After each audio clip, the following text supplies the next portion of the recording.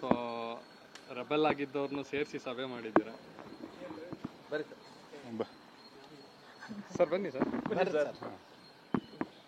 ಅಂದರೆ ಇದೊಂದು ರೀತಿ ಆಂತರಿಕ ಬೇಗುದಿಯನ್ನು ಶಮನಗೊಳಿಸುವಂಥ ಸಭೆನಾ ಸರ್? ಆಂತರಿಕ ಬೇಗುದಿ ಅಲ್ಲ.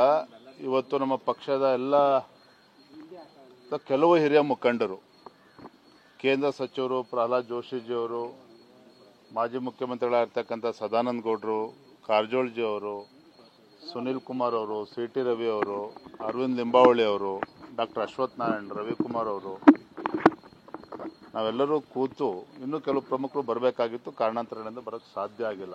ಎಲ್ಲ ಹಿರಿಯರು ಸಮಗ್ರವಾಗಿ ಚರ್ಚೆ ಮಾಡಿ ಏನು ರಾಜ್ಯ ಸರ್ಕಾರದ ವಿರುದ್ಧ ಅನೇಕ ಜ್ವಲಂತ ಸಮಸ್ಯೆಗಳಿದ್ದಾವೆ ರಾಜ್ಯದಲ್ಲಿ. ರಾಜ್ಯ ಸರ್ಕಾರದ ಕಾರ್ಯವೈಖರಿ ಯಾವ ರೀತಿ ಬಂಡ ಕಾಂಗ್ರೆಸ್ ಸರ್ಕಾರ ವಿರುದ್ಧ ಹೋರಾಟಗಳನ್ನು ನಾವು ಕೈಗೆತ್ತಿಕೊಳ್ಬೇಕು, ಯಾವ ರೀತಿ ಹೋರಾಟದ ರೂಪುರೇಷೆಗಳು ಇರಬೇಕು, ಇದ್ರ ಬಗ್ಗೆನೂ ಕೂಡ ಸಾಕಷ್ಟು ಚರ್ಚೆ ಮಾಡಿದ್ದೇವೆ.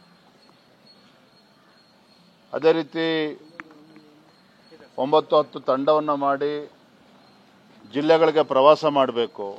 ಆ ಜಿಲ್ಲೆಯಲ್ಲಿರ್ತಕ್ಕಂಥ ಸಮಸ್ಯೆಗಳನ್ನು ಕೂಡ ತೆಗೆದುಕೊಂಡು ಜಿಲ್ಲಾ ಕೇಂದ್ರಗಳಲ್ಲೂ ಕೂಡ ಹೋರಾಟವನ್ನು ರೂಪಿಸಬೇಕು. ಎಲ್ಲ ವಿಚಾರಗಳನ್ನು ಕೂಡ ನಾವು ಚರ್ಚೆ ಮಾಡಿದ್ದೇವೆ. ಹಾಗಾಗಿ ಇದ್ಯಾವುದು ಆಂತರಿಕ ಬೇಗುದಿಯನ್ನು ಸರಿಪಡಿಸ್ತಕ್ಕಂಥದ್ದು ಮತ್ತೊಂದು ಅದು ಯಾವುದೂ ವಿಚಾರ ಅಲ್ಲ. ಮತ್ತು ಜಿಲ್ಲೆಗಳಲ್ಲಿ ಸಣ್ಣ ಪುಟ್ಟ ಸಮಸ್ಯೆಗಳು ಇರ್ತದೆ, ಅದನ್ನು ಕೂಡ ಬಗೆಹರಿಸುವಂಥದ್ದು. ಎಲ್ಲ ವಿಚಾರಗಳ ಕೂತು ನಾವೆಲ್ಲವೂ ಕೂಡ ಹಿರಿಯರು ಎಲ್ಲರೂ ಕೂತು ಚರ್ಚೆ ಮಾಡಿದ್ದೇವೆ.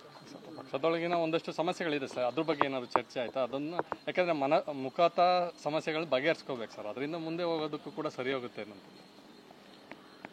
ನಿಮಗಿರ್ತಕ್ಕಂಥ ಕಾಳಜಿ ಕಾರ್ಯಕರ್ತರಿಗೂ ಇದೆ, ನಿಮಗೆ ಕಾರ್ಯಕರ್ತರಿಗಿರ್ತಕ್ಕಂಥ ಕಾಳಜಿ ಪಕ್ಷದ ಮುಖಂಡರಿಗೂ ಕೂಡ ಇದೆ. ಎಲ್ಲವನ್ನೂ ಕೂಡ ಸಮಗ್ರ ಚರ್ಚೆ ಮಾಡಿದ್ದೇವೆ. ನಾವೆಲ್ಲರೂ ಕೂಡ ಒಂದು ಒಗ್ಗಟ್ಟಾಗಿ ಒಂದಾಗಿ ಈ ಜನವಿರೋಧಿ ಕಾಂಗ್ರೆಸ್ ಸರ್ಕಾರದ ವಿರುದ್ಧ ಬೀದಿಗಳದ್ದು ಹೋರಾಟವನ್ನು ಮಾಡಬೇಕು, ಜನರಲ್ಲಿ ಜಾಗೃತಿ ಮೂಡಿಸಬೇಕು, ಒಂದಾಗಿ ಹೋಗಬೇಕು. ಎಲ್ಲವನ್ನು ಕೂಡ ನಾವು ಚರ್ಚೆ ಮಾಡಿದ್ದೇವೆ.